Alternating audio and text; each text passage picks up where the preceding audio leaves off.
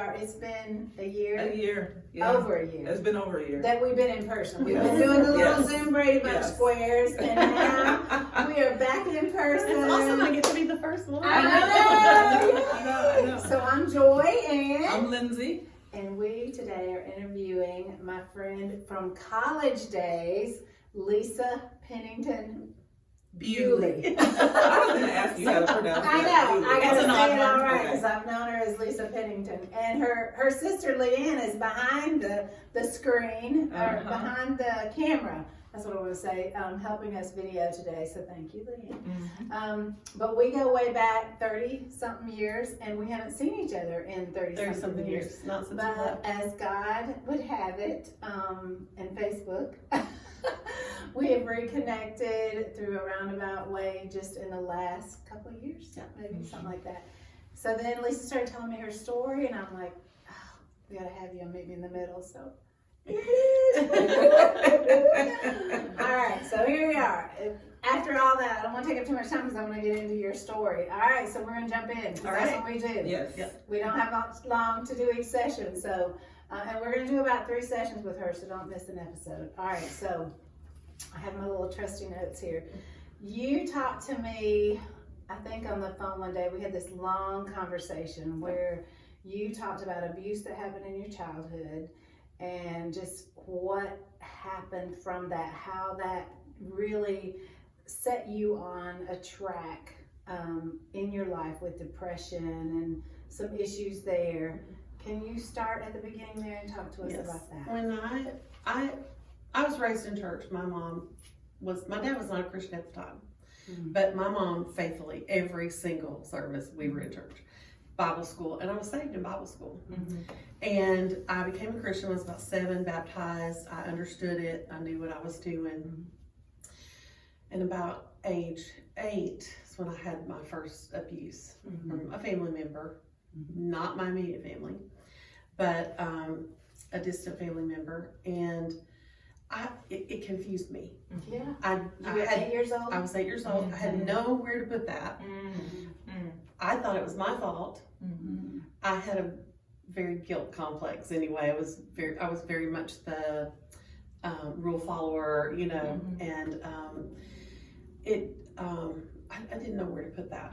And I was afraid to tell my parents, not because they weren't good, they were loving, wonderful parents, but I thought my mom would probably go crazy. My dad would probably kill him. He'd be in jail, my mom would be in an insane asylum, and it would be my fault somehow. That's how children think. That's That's how children think. And so that was normal, but it put me in a depression. I'm not saying that I wouldn't have had depression anyway, but it really, I think, cycled me into this where I would have these seasons of depression. And so that happened. The abuse happened again another time, 2 times that I remember. But the guilt and the shame associated with that lived on in my life. And so fast forward, a little bit, I get older, and I didn't tell anybody. I didn't even tell. I'm really close with my sister. I didn't tell my sister. I didn't tell anyone. I couldn't let that out. It was a guarded secret, and it was in the vault. And therefore, I was very unemotional. I never cried. I was very stoic child and teenager, but very depressed. Did your parents notice anything at all as far as a change? They in knew. your demeanor? Oh yeah, they did. And my mom would sit on my bed and try to find out why I was acting out in ways I was acting out. But they didn't have any clue. They didn't. And at that time, there was not the knowledge that's out there today. I mean, I even had some other issues that you would go, maybe something happened. But there wasn't that kind of information out at that time. So I don't blame either of my parents for not knowing. I kept it a guarded secret, and that, that was on me. And so anyway, I told my husband before we got married, and he was so incredibly kind and gracious about it and loving, and healing for the first time I can let this go. I told my sister, but I didn't tell my parents for a very long time. Yeah, hang on a minute. When you first told your husband, it's the first person you told. First person.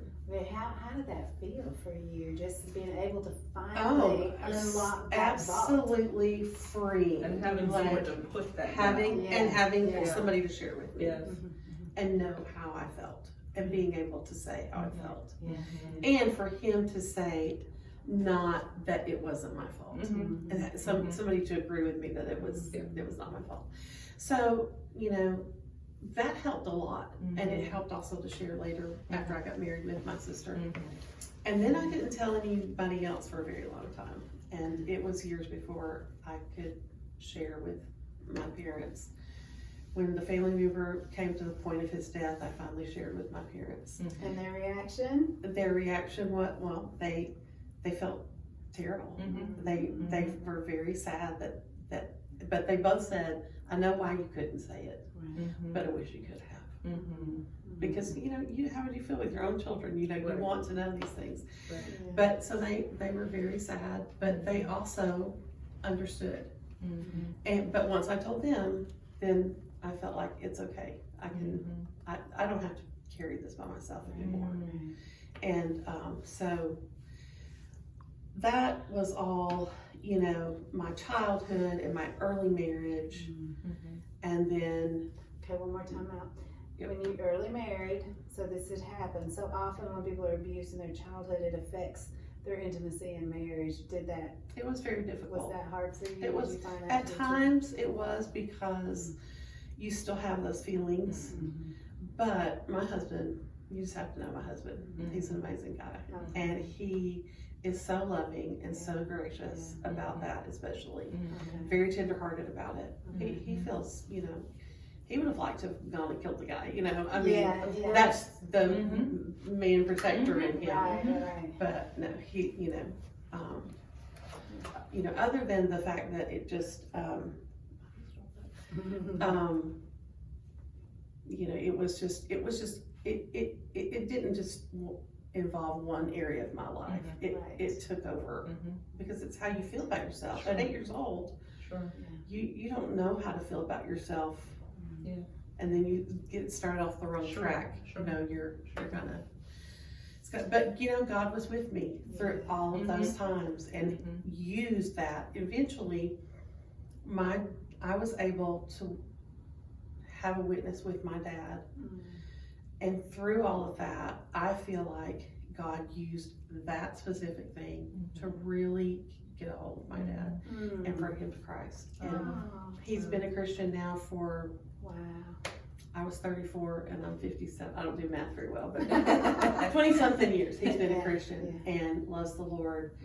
And you know, at a time when we were growing up, we weren't even allowed to talk about Christianity to him, about becoming a Christian. He didn't even want to hear it.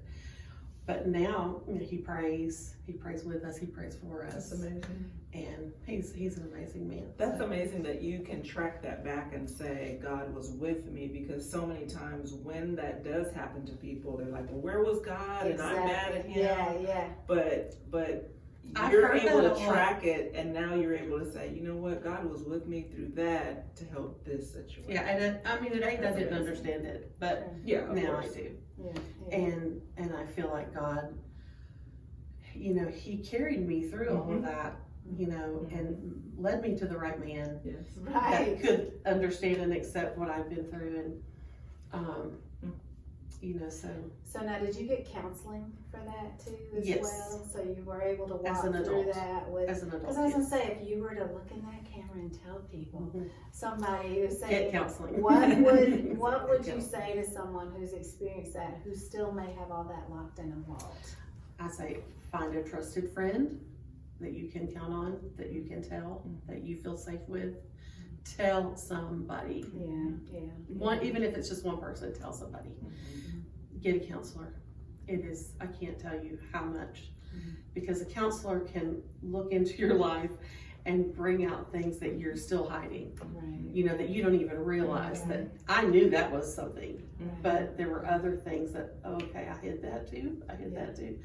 And they can really bring out things for you that that's what they're trained to do. Yeah. A good Christian counselor Yeah. is very necessary, I feel. So tell somebody, go to counseling, Mm-hmm. and know that it was normal, that you said, I love that you said, as a child, as an 8-year-old, when that happened, you had no place for that. You had nowhere to no realm to put that in, because that Especially wasn't then, supposed to nobody happen was to talking you. about that.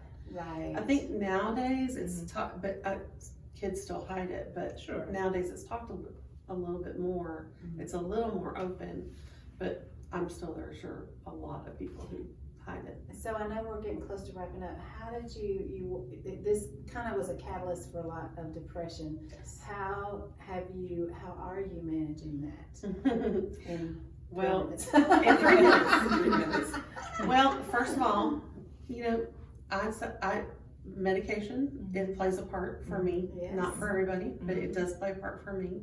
We know all about that. And I say, don't be afraid of medication if that's what you need to have to help you be able to deal with the things that you're going through. Okay. And then, again, finding someone to talk to is very important. But since then, a lot of things have happened. As an adult, I actually had a stroke, which led to another diagnosis. Which, when you have a stroke, sometimes it can change your brain chemistry a little bit. And I now have been diagnosed with bipolar disorder. So it's not just the depression, but sometimes the manic times too. So that's a whole different medication. That's a whole different diagnosis. But with that under control, that's been a game changer for me. Just getting the right diagnosis and right medication for that. Yeah, and has God given you some kind of this is what you hang on to? Oh yeah. Yeah, what are some of what's one of those? Well, my family. I have a lot of support. And I know a lot of people don't. Yeah, that's really. And I feel like God really has blessed me. I have 3 sons. I have 2 daughters-in-law. I have 4 grandchildren. I have, sister, brother, parents who are all very loving and caring for me. And so I have enough people to talk to, and enough people who understand what's, going on in my life and who hold me accountable. Yes. That's important. Yes. They don't just, especially my sister last time I was with her, she said, "You're just really flat." She said, "Are you okay? Are you doing okay?" They check in with me. Yes. And I'm like, I guess I'm having a little trouble, and I didn't really realize it till you said that. Lindsay does that with me. You need a sister. We have to keep each other. Yeah, we have to keep each other on So track. you have to be open and vulnerable to another person, because you don't want to go, well, I don't know what you're thinking about. You want to be able to say, oh, really? And have yourself open to that. It's hard, but that person wants what's best for you, and that's a trust. That's a trust that you have between 2 people. So definitely. All right, so we're gonna wrap this up, but she's gonna have more to say about this, because there's more to this story. Yes, we're there just is. giving you the little starters, There's a whole lot more, and I look forward to the last one we're gonna talk about, where you're really taking some of that and doing something with it to help others. So we will see you next time. We'll be back with Lisa in a little bit.